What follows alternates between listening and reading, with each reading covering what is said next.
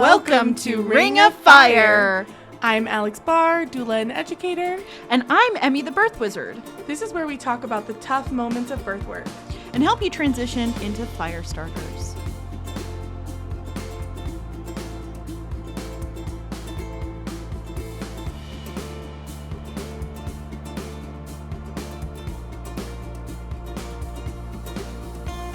Hello. Hi. Hello. We're here. We're back. We feel better. We're here. We're refreshed. We are. We're exhausted. The blisters on my feet have healed. Hey guys, this week we're going to talk about time off. Taking Vacation. a break. Refreshing, renewing. Yeah. We happened to do ours at Disneyland. And together, which is together. Cute. Yeah. These are my Thor ears, and Alex has some Mickey Mouse ears on. So I think we should first start this off by saying how we even went on a Disney vacation together. And then from there, talk about, like, the ways we were able to Disney vacation together. Love it. As active and busy doulas. And then maybe that will give you guys some tips for your own lives of, like, the sustainability of this practice, of, like, getting this time off. Like, maybe you guys aren't Disneyland over a weekend people, but maybe you're like, how do I go to my cabin? Like, how do I prioritize being off? Correct. So, let's start off with the story. How did we end up going to Disneyland together? It was an accident. It was an accident, just like this podcast. Everything about us is an accident. Oh, I fucked something up. So let's talk about how we got to Disney. Yeah, for sure. So I want to say that, first of all, y'all know I'm a Disney person. I am a Disney person. I think after this trip, my partner and I counted it up, and this was like my 44th or 45th trip. I've been a lot. Yeah. A lot. And part of that is because my parents grew up in Southern California. My dad's first birthday was at Disneyland. My parents did dates at Disneyland. Another set of grandparents, like, got engaged there. Like, it's a whole thing. Yeah. It's a family place. It's a family place. And then when we would come back to the States to visit, we would always go to Disneyland. When we lived overseas, I went to Disneyland Paris several times. Mm-hmm. So, and then I came back to the States living here, and I kept going. Yeah. And then I worked for the stores, so I went a lot because it was free for me to go. Yeah. So, yeah, it's close to like 44 or 45 times right within there. That's crazy. That's cool. So whenever I get the chance to take people who have never been, I'm always super down for it. Or if anyone wants to go with me, I'm super down for it. Yeah. And I haven't been since 2018 because of I had a baby in 2019. And there was like a there was a little pandemic that happened. A little pandemic. A little pandemic. Yeah. A pan sandwich happened. My favorite is a pandemic Lovato. That's my favorite. And I chose to go the route with the pandemic of being fairly locked down, waiting for vaccines, all of that. So I didn't go because being in a crowded place didn't seem safe for me and my risk factors. Yeah. So this was the first chance I got after these last 2.5 years to go, and I was super stoked about it. This was like my first vacation as a doula and also my first time away from my kids. So yeah, it was a big deal. Very big deal. Very big trip. Yeah, for sure. And essentially this happened because you revealed to a mutual friend of ours at my birthday party that you had never been to Disneyland. And this is how Heidi talks. No way! You have to come with us. You have to go. No, I'm making this happen. She talked me into it, and it was great. And it was actually a lot more like size inclusive than I thought it would be. So I definitely didn't have a lot of experiences where I was like, I can't ride that. So it was very good. It was very positive. I don't think there was a single ride you couldn't ride. No. There was like one I probably shouldn't have. Right. But other than that, that one's also going away. They're gonna update it. So it was more size inclusive than I thought, and it was fun. It was a good time. I understand the Disney hype. I did not understand it prior to this. I'm not a big Disney person, or I'm not a big fan person, I guess. Yeah. I have to quiet the inner teenager a lot. That's like, that's dumb. Don't do that. Right. So I did that, and I went with you guys, and it was really fun and really cool to do. Yeah, and we did the whole thing. Yeah. We did Disney bounding. You got to ride almost every possible ride. Yeah. Like all It was the my big... goal to say yes to everything, and Yeah. I did. You got into pin trading. People who are into Disney are like, yeah, you gave her the full experience. The only thing I think I missed with you is getting you a tiger tail and a churro.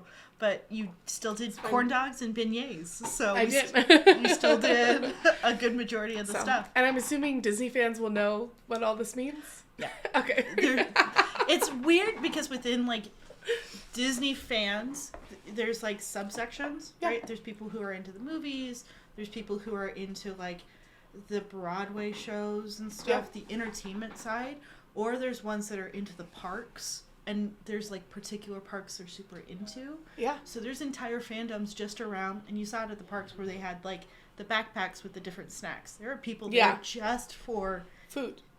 And there are people just there for their, like, 3 rides, and that's what they're all about. Yeah. So, and I think that's why eventually we will do an episode on neurodivergency. That's why Disney people and neurodivergency tend to, like, cross-section, because there's so many ways you can, like, fixate and collect and spend your money. Right, exactly. And a lot of it speaks to different parts of your brain, right? Yeah. If you're not someone who's, like, into the crowds of the parks and you don't want to go, no problem. Guess what? We got movies coming out that you can, like, be into or whatever.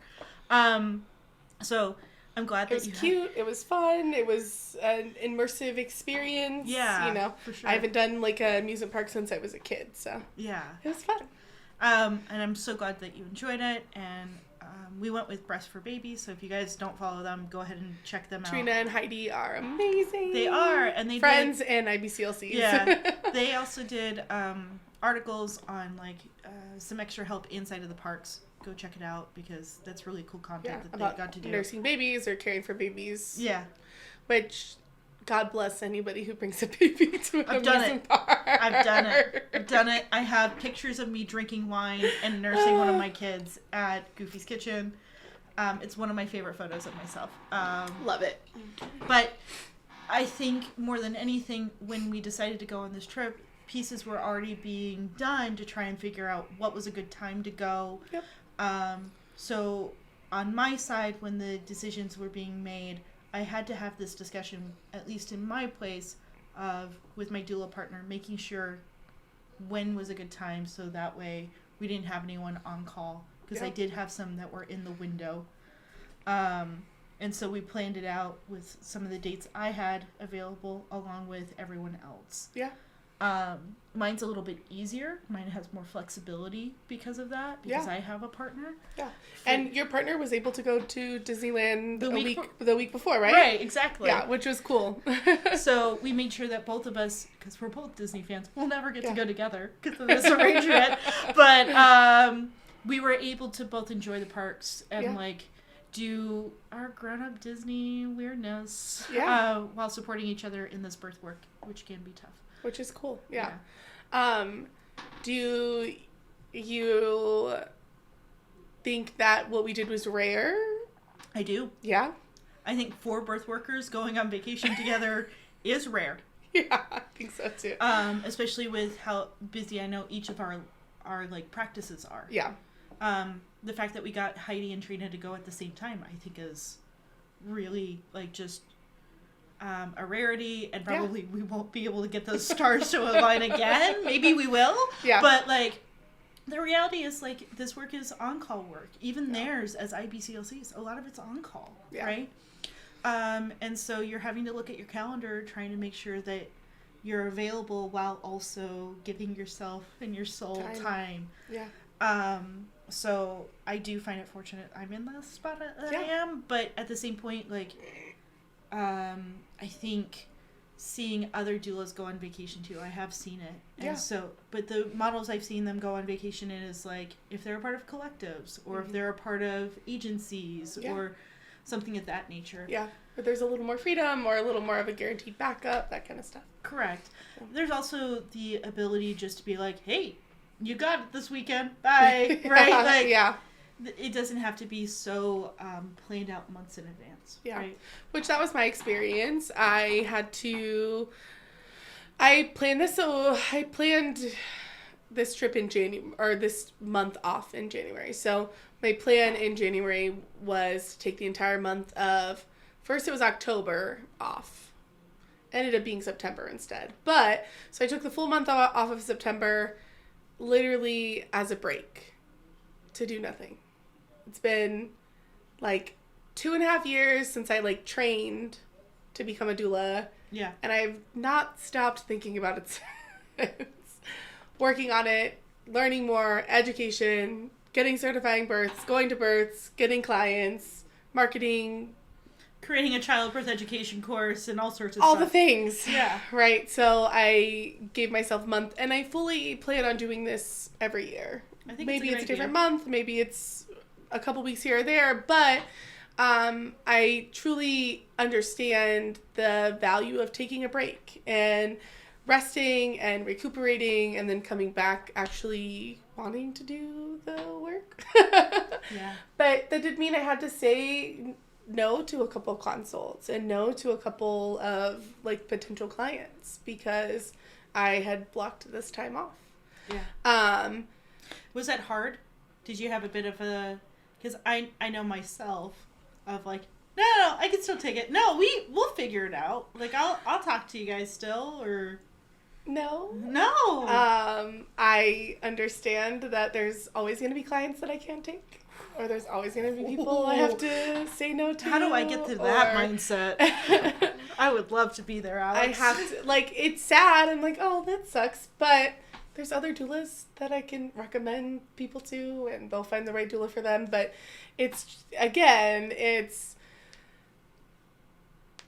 I've even been in this month and haven't said no to work, but I did say no to clients, which is a big deal. And I did delete social media. For the most part, I've been on Instagram here and there, but truly trying to give myself a mental reset. It's been a pretty, like, hard 2.5 years, right? There was also a pandemic. I was also a new mom. Like, there was a lot of stuff that happened. There's a lot of stuff in, like, my personal life, and, like, a lot of stuff went down in those 2.5 years. Yeah. And I'm using this month as a truly, like, big reset. Yeah, you should. Yeah. I think it's important, and it's, when we talk about self-care, like, as a society, we get caught up on, like, face masks and bubble baths and did you drink enough water, when really we should be talking about this. Like, when you felt your body needing a break, did you actually break? When you felt yourself running yourself into the ground, did you take a stop instead? And I will say, you know, we're business owners. There's really no such thing as stopping, right? So I still was responding to DMs. I still had a prenatal that I had to do for a client in October. Like, I still had things that I needed to do, and just wasn't at the same meetings pace. that I take, it was not nearly at the same pace. Yeah.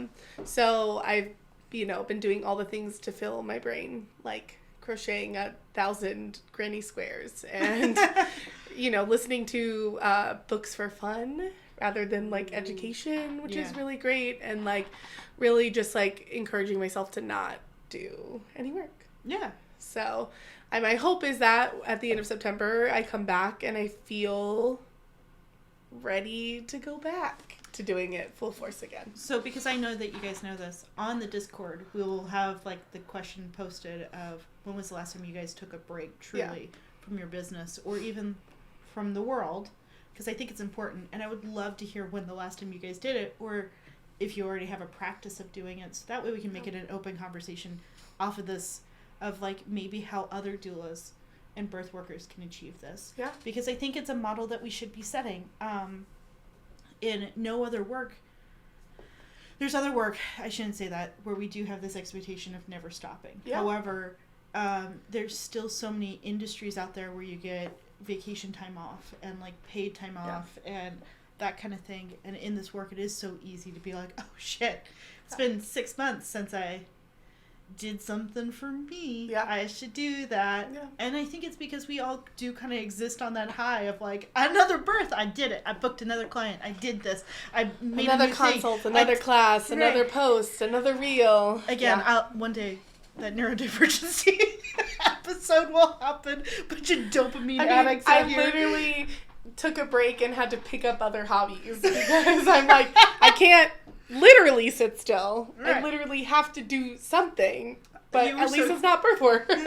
cute on the drive out, the full 6 hours. Alex next to me was crocheting the whole time. Yeah, and I think that this is the thing though, is like, how do you pause? How do you, like, some of the signs for me of pausing or needing a pause is when I'm sitting at my computer and the entire time my entire body is like, no. I can't describe it anything else. That's a very obvious sign that you shouldn't be there. No. And look guys, I do a lot of writing. I'm like copywriting stuff constantly. I'm in the midst of still writing 2 courses. And when I get that feeling, sometimes I'll just be like, just stand up and grab some water and you'll be good. And I'll push myself a little bit further. But I was reaching the point before this break of like, oh, you're giving it all she got, Captain, and we're about to bust out the engine, so... Well, and that's the thing is that it's funny that you say you're still writing 2 courses. That's probably a sign you were burnt out, right? Oh, no, fully... Like, that's fully a sign, like, you weren't able to complete things that you wanted to complete and, like, put the time into. Your brain was like, no, we are breaking, whether you want to or not. We're taking a break, right? Yeah, and, like, this gets heavy. I swear, guys, it'll be fine. Like, it has a good ending in the end. It was like 2 weeks before we went on this trip, I found out news about my health. That was not fun news. Yeah. It ended up being fine. I'm fine. We were worried about you, though. I won't vague book it. Essentially, like, an EKG, which is a thing for your heart, came back funky. So I went through a bunch of extra tests. Came back, I'm fine. More than likely it was a bad read. Or I have something more sinister going on, and we'll figure that out later. Because that's how my body works. Sounds like a problem for future Emmy. It's good. So leading up to those 2 weeks, I could tell it was heavier than normal. Yeah. And it's because there was no way not to think about, like, mortality and am I in the right field and, like, maybe I should be changing or, like, all of the stuff that can come with what some people will talk, like, imposter syndrome. Mine got really high, along with, like, impacts and really analyzing my life, because that's what happens when you're given news of, like, you might have a heart attack soon. So going on this, like, Disneyland trip while finding out, because it was, like, the day after the trip, I got told, like, everything's good. Like, you're good. I was like, well, I'm so glad I was at Disneyland. But it ended up being the trip that I needed, because I had to remind myself that these are cool things I can do still, and, like, this work is for me, because I was fully with birth workers the whole time, where I was able to talk about life and also my passions. So I think that's the biggest thing of these kind of trips, is, like, literally listening to what your body and soul needs. And that can be really difficult, especially as service workers. We're constantly pouring out into others. But again, I feel like there's such a theme of things we talk about, like things we tell our clients, but we ignore ourselves, right? We tell our clients to rest and take breaks and take care of themselves, and that they're not going to be able to take care of other people if they don't take care of themselves. And, you know, all of these things of, like, listen to your body and listen to your intuition. Like, all of those things we have such a hard time doing, right? I don't know who you're talking to. I'm looking directly at you in the eyes. I'm talking to myself too, you know, but that's the hard thing that always happens is, as a care worker and a service worker, you do give so much. Yes. That it's very, very hard to know when to rest. But I truly feel that, again, we're always talking about how do we make this work sustainable? How do we make this a possibility to do this for a long time, right? The first one is you take a fucking break. Is you say no to the clients for the month or the week or the weekend or whatever, so that you can actually take a break. So in a case because I would like to touch on the different ways you can get that break. Yeah. We had the example of mine. I have a partnership, so I'm able to do it that way.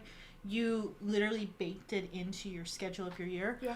Another one that I want to point out, because I've done it for doulas, is you hire a backup just for those weeks that you're out of town. Yep. If you do have people in the window. Yeah. You hire them just for those weekends that you're out of town. That's primarily... Do you tell your clients that? I've not been in that situation. Yeah. However, I do know that the people that I've been a backup for, they have told them. Yeah. Because there is the possibility. Yeah. Usually, though, when these people are doing that, they're at the early part of the window. So they're 36 to, like, 38-ish weeks. It's when less they're likely. It's very unlikely. Yeah. I'm going to take off for San Diego for the weekend. Yeah. Giving me a call. And I also, a part of my contracts, make sure that I had a phone call with their client, that they've seen my face, that they're comfortable with me, because I would hate for this, like, 37-weeker to go, and I'm like, hey, friend, I know I'm not the person you hired, but hey, your chick's over in Santa Monica having a good time without you, so let's have a baby. But that is another method for people to get this time off. I think another way is literally shifting your business for a little bit, almost like you're baked in time off. It might be during those months it's just virtual clients or whatever. Just trying to think of other ways, so people who are like, that's cool for you guys, but well, and truly I had to say no to certain consults. I had to plan financially for that. I had to like stash some money away and save things so that I could enjoy that time. Like, I by no means think it's, like, just easy to, like, I was still thinking about it. I was still, like, putting notes on my phone when things were popping into my head kind of thing. Yeah. But I definitely, I know I want to do this long enough, right, that, like, I can't just keep going. Yeah. It's been a while now that I'm like, okay. And, like, you talked about signs of needing a break. I was starting to feel the way I felt at jobs I hated, right? I gotta teach another class. I gotta make another reel. I gotta look at my phone. I gotta answer another DM. I gotta check in on my clients. Like, I was starting to feel that, like, requirement. Dread, like, this just feels like a normal job, right? Mm. So I was feeling the, like, high cortisol levels, right? And I've been trying to bring them back down. Bring those down. I'm a high cortisol person anyways. So I'm trying to bring it down anyways, and just recognizing that it's time for a break, right? Yeah. So knowing that break was coming up was really helpful. Like, the break is coming, I can focus on the work now, and then I can let it go. Yeah. Right. And I think that's part of it is, like, that's why, and I said this to you previously, my 2 favorite vacations to take. Out in the middle of the woods where no one can contact me, or a place like Disneyland, because you're so involved in your day there that you're really not checking in with the outside world and all of that. You're so focused on the now. Yeah. And so I find that those are the kind of vacations that are really helpful. And I think that can be something, too, is, like, a lot of us who are birth workers have children. Yeah. And so sometimes, let's face it, some people feel guilty for taking a break without their children. Yeah. Don't feel guilty. You are still a human. And I promise you'll be a better person. Right. And a better parent if you come back rested. I sent a text to the group chat right before we left. It was like a day before of, like, can we leave today? Because my child was testing every boundary, and I knew I needed that break from them too. Because like I wasn't in a good place in that time. So I was like, I need a break.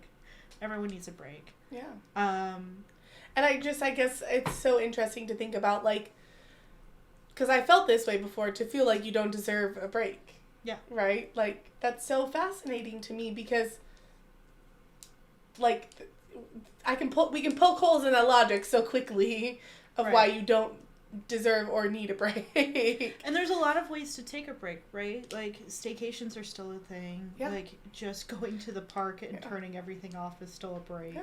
Even, I have been at home, still taking care of my kid for most of this month, right? Right. That I've taken off. I just, like, being off of social media has been a nice break, right? I cannot imagine. Being off, like... I just can't. But so a lot of my thoughts on this stuff comes from a more, like, creative mindset, right? Like, which it's interesting because you wouldn't think of birth work as, like, a creative profession typically, but for creativity, you have to rest. You cannot run your brain 24/7.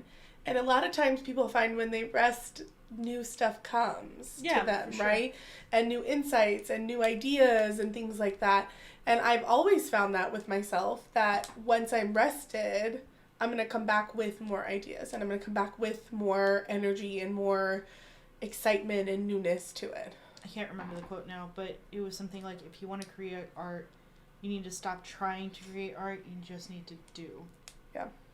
And I think that kind of feeds into what you're talking about. Like, instead of forcing yourself to, like, run your business and keep going against, you just need to, like, stop trying to run your business and just run it and maybe take breaks. A break, see what comes of it, right? Like, a lot of this is so taxing, and a lot of it does require creativity, or because we're not talking about just a job. We're talking about running a business. We're talking about creating content. Like, we're talking about a lot more than just supporting people, right, in labor. But I don't know, even the energy that comes to that needs to be fresh, and it needs to be rested, and it can't be like, oh my God, I can't believe I'm here another hour, right? Yeah. Like, that we can't do that to ourselves, and we can't do that to our clients. Dude, I've said it before, tired doulas are the ones who request the epidurals. Yes, and that makes me sad every time you say it. But it's true. Yeah. It's true. And I think more than anything, off of our story alone, you should hear people who were doing a lot. Like, it's not just our own businesses. We also do this podcast. We also do side projects. We also are parents. We also are parents. Yeah. And so much more in there. So if you guys relate to this at all, maybe it's a sign. You look at Airbnb this weekend and you book something. You get a hotel room for the night, right? Because it could be a night. It could be, like, it could be just something to reset. It could just be something to... Because that's needed. It's deserved. It's earned, right? Yeah. No matter how many births you've been to, it's earned and it's needed. And well, it's also trauma reducing because, look, we all see stuff, and sometimes the stuff we see, you know, we've used the word before, haunts you. Yep. And it's good to get that dopamine back in and bring down those cortisol levels. And sometimes you just need a bed that's not yours to not look at your own dirty kitchen and to wake up without an alarm clock. Yeah. And watch HGTV and order a pizza that you don't have to share. Like, oh my God, now I kind of want to go do that. Me too. But, you know, like, do whatever brings the joy back, pours your cup back up a little bit, because you're going to be a better doula and a better person for it. Yeah. More than anything, this was us letting you guys know. It's a call to action, like, go on vacation. Yeah. I think another one that ends up being a question too is about holidays and, like, how to get that time off, or, like, schedule that time off. Yeah. I've seen a bunch of different methods. The most common one I've seen is backup. Yeah. Finding a backup who will cover that holiday. Again, a bunch of us are parents, and again, they, like, are, you gotta be there Christmas morning or whatever. Yeah. Find a backup. Find someone who doesn't need to be there Christmas morning. Exactly. Or, right, yeah. Because there's plenty of people who that's not their day or their moment or whatever. Or maybe they're like, I don't got kids. Sure. Yeah. Maybe this is their main money-making season to be a backup for everyone. Yeah. Just, and ultimately that will make you a happier doula if you're not the one on call Christmas, right? Or Rosh Hashanah or whatever your holiday is. So yeah, that's something to keep in mind, guys, is these tips that we have for vacation can play into those holiday days or whatever, because if they're important to you, you should take that time off. Yeah.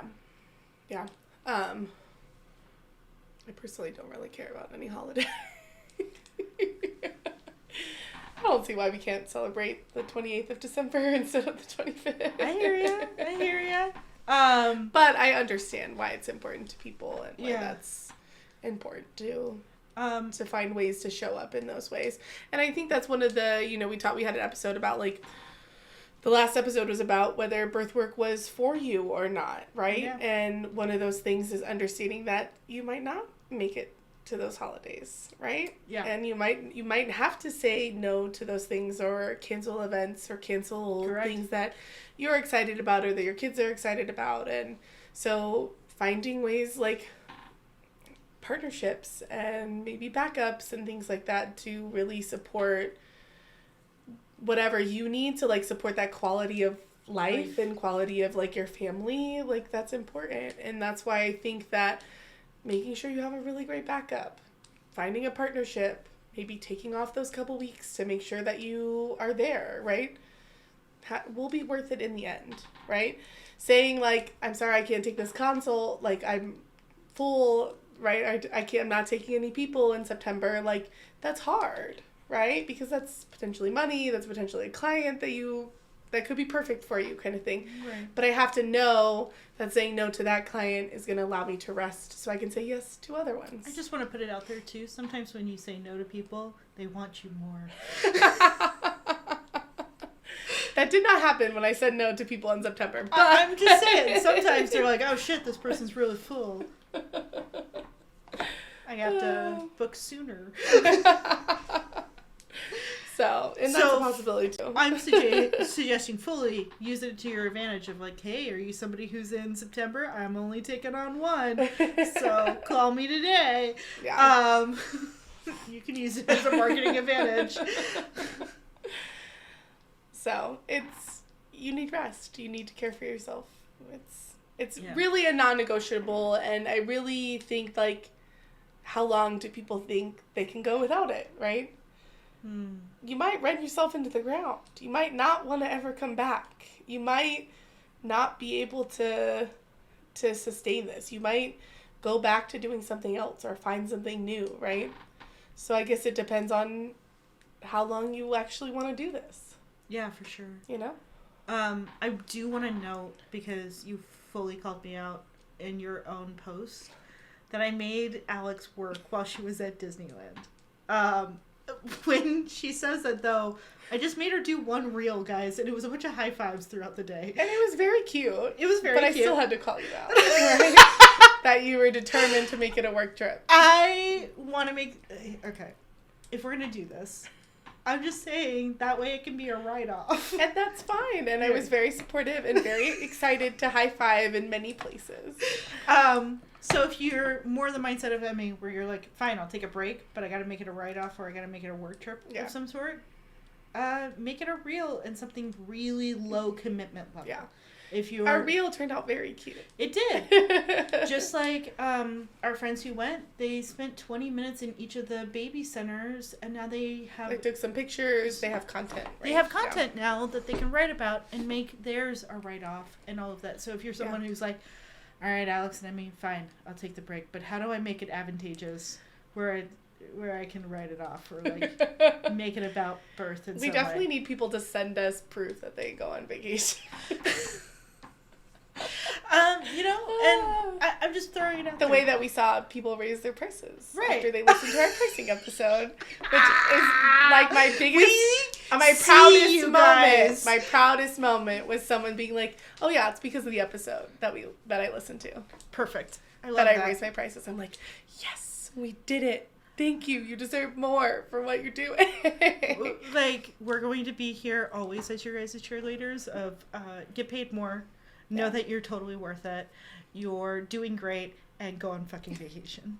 That should honestly be the tagline of this podcast. Because my digression is, I met somebody today who is new to birth work, and they asked how much doulas charge, and I said that, and she said, "Oh my God, that's not enough." Correct. You are correct. And I said, "You are right." You're correct. And I think the biggest thing is, like, if you guys start going on vacation, like, go on vacation together. It was so much fun It was going. so fun. There was a point in time where we heard somebody talking about a placenta, I think, down a hallway. Or you remember at the beginning when we were walking out for the first day and we heard someone talking about birth and all of us were like, like Let's listen. Let's listen. And then we were like, oh, we should stop being creepy and go to Disneyland. But it was fully fun having certain conversations in the lines and making people uncomfortable around us that we were just like talking about what we wanted to talk about. No one can really escape a birth talk with me anymore. No. It comes up somehow. Right. I was pointing out the inaccuracies of birth on a TV show last night to my husband. Oh, so nice. You know. Nice. So, yeah. So the person was like, the baby's coming.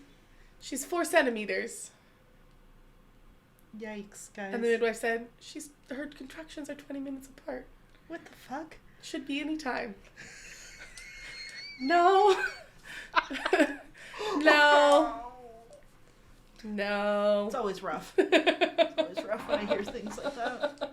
And then I remember that's where most people get their education, and then suddenly it's like, oh, that's why. It all clicks. And I get it now. It all clicks. But go on vacation together, guys. We would love to see you guys post your pictures in our Discord. That's so cute. That's like in a link underneath this somehow. Yeah. Come join our Discord. And then buy our fucking merch. Please. We do need to make some more merch. But look, that'll be a job for after September. Honestly, there's going to be a new thread open up on the Discord. If there's a piece of merch or something we've said over time where you're like, damn it, I need that in a sticker, let us know. We'll make it. I finally have seriously started calling myself a doula-cator, so that's our own influence on myself. Right. And then more than anything, that was the other thing. We are, in an upcoming episode, going to be discussing the doula movie that came out. So if you guys want to be a part of a live stream about that, you also have to be a part of the Discord. Are you catching a theme here, guys? Join our Discord so people talk to us. Right. I'm literally over there just about every night just streaming and vibing by myself. It's great. Which is very cute. Yeah, no one's there. But they could be. If you want to hang out with me, if you're ever like listening to the episodes being like, she seems cool. I want to hang out with Emmy. Right. Come. That's why I started this podcast. I'll hang out with you guys. We can play a video game or whatever together. But anyway, until next time, I want you guys to go on vacation. And I'm Emmy the Birth Wizard. I'm Alex Barr, doula and educator. And we forgot to intro ourselves at the beginning. So, in case you missed it, that's who we are. Yeah. And thanks for listening to Ring of Fire. Bye.